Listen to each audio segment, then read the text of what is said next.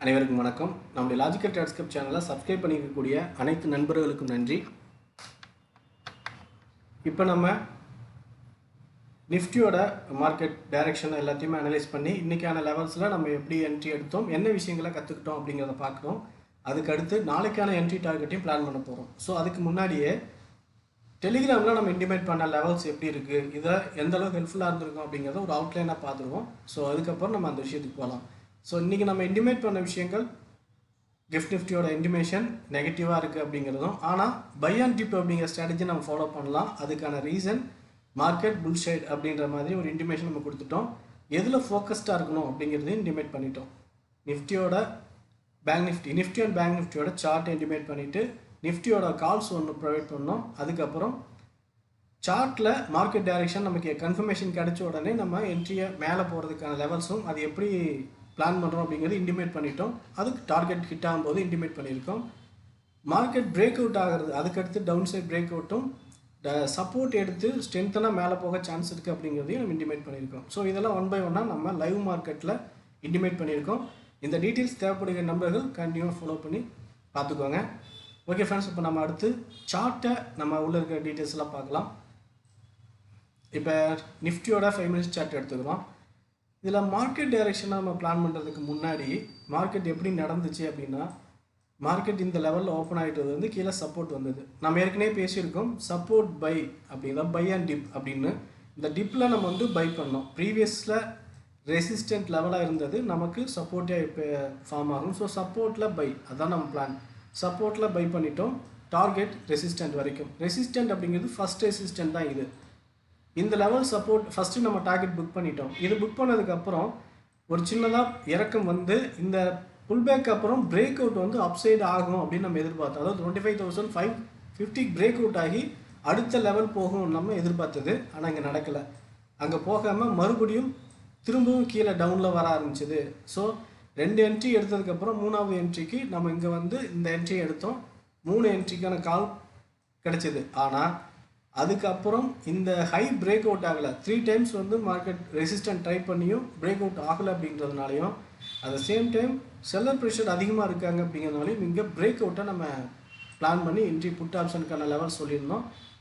இங்கிருந்து சடனாக கீழே டவுன் வந்து சப்போர்ட் எடுத்தது. ஸோ சப்போர்ட்டு இது ஸ்ட்ராங் ஜோன் லெவல் அப்படிங்கிறதுனால இதையும் இன்டிமேட் பண்ணிட்டோம். ஸோ இது சப்போர்ட் ஜோன் அப்படிங்கிறதுனால இது கேர்ஃபுல்லாக இருங்கன்னு அந்த லெவலில் டச் பண்ண உடனே மறுபடியும் மேலே போயிடுச்சு மார்க்கெட்டு. ஸோ 25,568 லெவலில் இப்போ க்ளோசிங் வச்சுருக்கு. ஸோ நம்ம இதுக்கப்புறம் மார்க்கெட் டைரக்ஷன் எப்படி பார்க்கலாம் அப்படின்னா, இப்போ இங்கேருந்து நமக்கு மார்க்கெட் டைரக்ஷன் என்னவா இருக்குது, மேலே அதுக்கப்புறம் சின்னதாக கரெக்ஷன், மறுபடியும் மேலே அப்புறம் சின்னதாக ஒரு இறக்கம். ஆனால் இதுக்கப்புறம் மேலே போகிறது அப்படிங்கிறதுக்கு பதிலாக இங்கேருந்து கீழே இறங்கிடுச்சு. ஸோ அப்படின்னா என்ன அர்த்தம், மேலே ஓகே சரி இப்போ இங்கேருந்து அப்சைட் போன மூவ் மறுபடியும் இந்த ரேஞ்சுக்கான கரெக்ஷன் நடக்குது அப்படின்ற மாதிரி நம்ம பார்க்கலாம். ஸோ இந்த ரேஞ்சுக்கான கரெக்ஷன்னா இங்கேருந்து மேலே போனால் ரேஞ்சில் சின்ன கரெக்ஷன். இந்த கரெக்ஷன் முடிஞ்சுட்டு மேலேயும் போகலாம், இல்லை கீழேயும் போகலாம். ரெண்டுக்கான சான்சஸ் இருக்குது. நம்ம இங்கே வந்து பை அண்ட் டிப் அப்படின்றதும் காலில் நம்ம ஃபோக்கஸ் பண்ணலான்னு தான் பேசியிருக்கோம். ஆனால் இப்போ காலுக்கான ஆப்பர்ச்சுனிட்டிஸ் இருக்குது, புட்டுக்கான ஆப்பர்ச்சுனிட்டிஸ் இருக்குது. ஸோ 2 பக்கமான சான்சஸ் இருக்குதுன்னு பார்க்கலாம். ஸோ இது எப்படி நம்ம பிளான் பண்ணலாம்னா, மார்க்கெட் கேப் அப் ஓப்பன் ஆனாலும் கேப் டவுன் ஓப்பன் ஆனாலும் 25,420 அப்படிங்கிற இந்த லெவல் சப்போர்ட்டை டச் பண்ணிவிட்டு மேலே போகிற சிக்னல் கன்ஃபர்மேஷன் கிடைச்சால் நம்ம கால் பிளான் பண்ணலாம். அது இந்த டார்கெட் வரைக்கும் தான். இது 25,580 இந்த லெவல். இந்த லெவல் பிரேக் அவுட் ஆனால் அடுத்த டார்கெட்டு 25,550. ஸோ இந்த லெவல் இது பிரேக் அவுட் ஆனதுக்கப்புறம் தான் அடுத்த லெவலுக்கான டார்கெட் அப்படின்னு பிளான் பண்ணுவோம். ஸோ 3 டார்கெட்டாக ஸ்பிட் பண்ணிக்கலாம். ஆனால் இங்கே சப்போர்ட் எடுக்காமல் பிரேக் அவுட் ஆகுறது அப்படின்னா நம்ம 25,300 வரைக்குமே நம்ம வந்து டவுன் சைட்க்கான பிளான் வச்சுக்கிறது நல்லது அப்படின்னு நம்ம பார்க்கலாம். இங்கே டவுன் பிரேக் அவுட் ஆகும்போது த ரீசன் மார்க்கெட்டில் பையர்ஸ் வந்து இங்கே டாமினேட் பண்ணிட்டு இருந்தாங்க, இப்போ இங்கே செல்லர் டாமினேட் பண்ண ஆரம்பிச்சிருக்காங்க. 25,500 to 550 வரைக்கும் செல்லர் ஜோனாக இருக்குங்க. இந்த 15 பாயிண்ட்ஸ் இருக்கிற செல்லர் ஜோனை பிரேக் அவுட் பண்ணணும்னா 25,400 வந்து ஒரு அக்யூமுலேஷன் நடக்கணும். ஏன்னா இங்கே தான் ஜோன் லெவல் இருக்காங்க. ஸோ பையர்ஸ் இங்கே ஸ்ட்ரென்த்தாக இருக்காங்க. இங்கே அக்யூமுலேட் பண்ணிவிட்டு மேலே போகும்போது பிரேக் அவுட் ஆகும். அப்படி இங்கே பையர் இன்னும் அக்யூமுலேட் ஆகலை, பையர் வந்து இங்கே சேரலை அப்படின்னு சொன்னால் மறுபடியும் கீழே இறங்கி இந்த லெவலில் பையர்ஸ் அக்யூமுலேட் பண்ண சான்ஸ் இருக்குது. ஸோ அதனால தான் 2 பக்கமான வாய்ப்பு இங்கே இருக்குதுன்னு நம்ம பார்க்கலாம். ஸோ இந்த 2 பக்கமான வாய்ப்பில் 25,580க்கு 480 பிரேக் அவுட் ஆகும்போது ஒரு நல்ல ஸ்ட்ராங்கான பையிங் கன்ஃபர்மேஷனையும் 25,420 பிரேக் அவுட் ஆகும்போது ஸ்ட்ராங்கான செல்லிங் ப்ரெஷரையும், அதாவது புட் சைடும் கால் சைடுக்குமான ஆப்பர்ச்சுனிட்டிஸும் ஈஸியாக பார்க்கலாம். இதை மைண்டில் வச்சுக்கணும், வேறு எதுவும் இல்லை. ஓகே, இப்போ நிஃப்டியை பொறுத்த வரைக்கும் நம்ம இந்த லெவலில் ப்ரெடிக்ட் பண்ணியிருக்கோம். நாளைக்கான என்ட்ரி எப்படி பார்க்கலாம், இதில் என்ன மாதிரியான ஸ்ட்ராட்டஜியை ஃபாலோ பண்ணலாம்னா இப்போயும் நம்ம அதே பேஸ் தான் பார்க்குறோம். சப்போர்ட் பை, ரெசிஸ்டன்ஸ் செல், இந்த ரெண்டுமே நமக்கான ஆப்பர்ச்சுனிட்டிஸ் இருக்கிற லெவல் அப்படின்னு பார்ப்போம். ஓவராலாக ஹை பிரேக் அவுட் ஆகிறது அப்படிங்கிறதுக்கான வாய்ப்பு அதிகமாக இருக்குது அப்படிங்கிறது இப்போ 50-50 சான்ஸ் அப்படின்ற மாதிரி தான் இருக்குது. ஸோ ரெண்டையுமே பார்க்கலாம். த ரீசன் இப்போ அமெரிக்காவுக்கும் நமக்குமான ட்ரேட் வார் வந்து ரொம்ப ஒரு பிரச்சனையாக இருக்குது.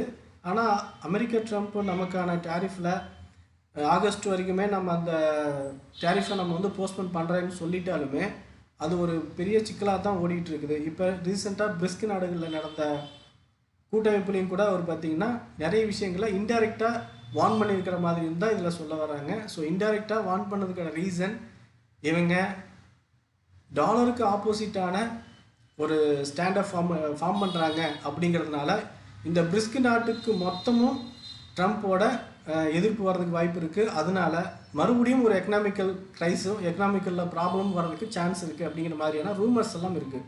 ஸோ இந்த மாதிரியான ரீசன்ஸ் எல்லாமே இங்கே ப்ராக்டிக்கலாக போயிட்டு இருக்கிறதுனால ஒரு செல்லிங் ப்ரெஷரும் அங்கே இருக்கிறதுக்கான வாய்ப்பு இருக்குது அப்படிங்கிறத நம்ம பார்க்கலாம். ஸோ இது மட்டும் இல்லாமல் வெயிட்டேஜாக நம்ம பார்க்கும்போது நிஃப்டியோட 50 ஸ்டாக்லேயும் வெயிட்டேஜ் வந்து பார்த்திங்கன்னா பெருசாக நெகட்டிவெல்லாம் எதுவும் இல்லை. பெருசாக நெகட்டிவ் இல்லைன்னா அதில் 70% ஆஃப் ஸ்டாக்ஸ் வந்து பார்த்திங்கன்னா நல்ல ஹெல்த்தியாக தான் இருக்குது. 30% ஸ்டாக் மட்டும்தான் கொஞ்சம் வீக்காக இருக்காங்க. ஸோ பையிங்கான ஆப்பர்ச்சுனிட்டிஸ் இன்னும் இருக்க தான் செய்யுது. ஆனாலும் இந்த பிரச்சனை வேர்ல்டு லெவலில் இருக்கக்கூடிய ப்ராப்ளத்தினால நெகட்டிவ் வர்றதுக்கு வாய்ப்பு இருக்குது. அதனால நம்ம கொஞ்சம் கேர்ஃபுல்லாக பிளான் வச்சுக்கலாம் அப்படிங்கிறதுக்காக இந்த லெவல். ஓகே ஃப்ரெண்ட்ஸ், இப்போ நிஃப்டியை பொறுத்த வரைக்கும் நம்ம டீட்டெயில்டாக அனலைஸ் பண்ணிட்டோம். ஸோ பேங்க் நிஃப்டிலையும் நம்ம கொடுத்த லெவல் எப்படி ரியாக்ட் ஆகிருக்குன்னு பார்த்துருவோம். ஓகே, நிஃப்டிக்கும் பேங்க் நிஃப்டிக்கும் மேக்ஸிமம் சார்ட் ஒரே மாதிரி தான் இருக்குது. பார்த்தீங்கன்னா தெரியும், நம்ம சப்போர்ட் பை, அதாவது பை அண்ட் டிப்புன்னு சொல்லியிருந்தோம், அந்த லெவல் தான். ஸோ அந்த டிப் லெவலில் நமக்கான என்ட்ரி பை, அதுக்கப்புறம் ரெசிஸ்டன்ட் வரைக்கும் டார்கெட்டு, மறுபடியும் கீழே புல் பேக். ஸோ இதுதான் நடந்திருக்கு. ஆனால் நிஃப்டியில் இருக்கிற மாதிரியான ஒரு காம்ப்ளிகேட்டடான பேட்டர்ன் வந்து இங்கே கிடையாது. இங்கே ரொம்ப ஹெல்த்தியாக சூப்பராக உங்களுக்கு ஒரு பேட்டர்ன் தெரியுது. நீங்கள் பாருங்கள், மேலேருந்து கீழே அழகாக இறங்கியிருக்கு, அதுக்கப்புறம் மேலே இருந்து சின்னதாக இறக்கும், மறுபடியும் ஏற்றம், ஒரு கரெக்ஷன். இப்போ இந்த லெவலில் ஒரு ரேஞ்ச், இந்த லெவல் ரேஞ்சு பிரேக் அவுட் ஆனால் மேலே டார்கெட் அப்சைடு. ஒருவேளை இந்த பிரேக் அவுட் ஆக அதாவது 57,250 பிரேக் அவுட் ஆகாமல் ரிவர்சல் ஆனால் அகெயின் கீழே 57,100 வரைக்கும் கீழே வரும். ஸோ இந்த லெவலுக்கு அப்புறம் தான் 57,070க்கும் பிரேக் அவுட் ஆகி கீழே போனால் மட்டும்தான் அதுக்கப்புறம் 56,900 வரைக்கும் கீழே வரதுக்கு வாய்ப்பு இருக்குது. ஸோ இந்த லெவல் வந்து நடக்கிறதுக்கான வாய்ப்பு குறைவுன்ற மாதிரி தான் பார்க்குறேன். ஸோ நிஃப்டியும் பேங்க் நிஃப்டியும் அதோட ஸ்டாக் வெயிட்டேஜ் கொஞ்சம் பெட்டராக இருக்குன்றதுனால, இருந்தாலும் நம்ம அந்த லெவல்ஸ் ஆக்சுவலாக ஸ்டாக்கு ஹெல்த்தியாக இருக்கா இல்லையா, நியூஸ் எப்படி இம்பேக்ட் ஆகுது, என்ன மாதிரியான பிரச்சனைகள் வருது அப்படின்னு நம்ம ஒவ்வொரு டைமும் நியூஸ் பார்த்துட்டு கன்ஃபார்ம் பண்ண முடியாது. ஸோ அதனால் நம்ம என்ன பண்ணலான்னா சார்ட்டில் இருக்கக்கூடிய கேண்டிலில் ஈஸியாக கன்ஃபர்மேஷன் எடுத்துக்கலாம். ஸோ ரெசிஸ்டண்ட்டில் பிரேக் அவுட் ஆனால் பாசிட்டிவாக மார்க்கெட் மூவ் ஆகுதுன்னு கன்ஃபார்ம் பண்ணலாம். சப்போர்ட் பிரேக் அவுட் ஆனால் நெகட்டிவ் நியூஸஸ் இருக்குது அப்படின்னு நம்ம நினச்சிக்கலாம், வேறு எதுவும் ப்ராப்ளம் இல்லை. அதனால் நம்ம டெக்னிக்கல் அனாலிசிஸில் சப்போர்ட் ரெசிஸ்டண்ட்டு அப்படிங்கிற அந்த பேசிக்காக நம்ம ஃபாலோ பண்ணாலே நியூஸோட இம்பேக்ட் எல்லாமே நம்ம இதிலேயே பார்த்து கன்ஃபார்ம் பண்ணிக்க முடியும். அதுதான் சொல்ல வந்தது. ஓகே ஃப்ரெண்ட்ஸ், இப்போ நம்மளுடைய பாயிண்ட் ஆஃப் வியூவில் நிஃப்டி அண்ட் பேங்க் நிஃப்டி ரெண்டுமே மார்க்கெட் எப்படி இருக்குது, என்ன டைரக்ஷன் போக சான்ஸ் இருக்குது, அடுத்து எப்படி போகும்ன்ற வரைக்கும் நம்மளுடைய பாயிண்ட் ஆஃப் வியூவில் அனலைஸ் பண்ணியிருக்கோம். இந்த வியூ பிடிச்சிருந்தால் லைக் பண்ணுங்கள், உங்கள் ஃப்ரெண்ட்ஸ் சர்க்கிள் ஷேர் பண்ணி சப்போர்ட் பண்ணுங்கள், உங்கள் ஒப்பீனியன் எதுவாக இருந்தாலும் கமெண்ட்டில் சொல்லுங்கள். ஓகே ஃப்ரெண்ட்ஸ், தேங்க்யூ ஃபார் வாட்சிங்.